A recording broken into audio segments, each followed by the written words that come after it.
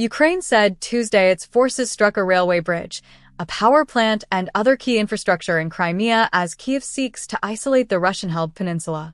The attacks added to problems on the Black Sea Peninsula, where Russian authorities had suspended gasoline sales to civilians. Crimea was seized by force and illegally annexed by Moscow in 2014, making it central to the war and to Russian logistics. Ukrainian Defense Minister Mikhailo Fedorov said last week that Ukrainian forces are isolating Crimea with drones.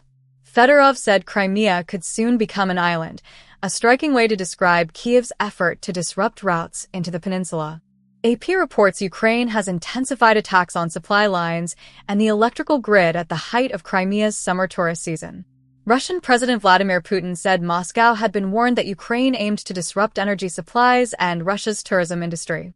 Putin said Ukrainian drones were coming in a huge stream and seeking to destabilize Russian society.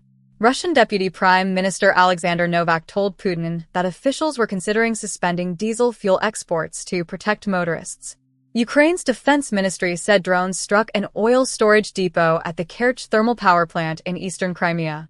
Ukraine also said drones struck an electrical substation in western Crimea. The Ukrainian Defense Ministry said a liquefied natural gas distribution station in Simferopol was also struck. Ukraine's Special Operations Forces said they and a resistance movement destroyed a rail bridge over the North Crimean Canal near Rozdolny. The Ukrainian military described the span as a key logistics route used to supply Russian forces in southern Ukraine.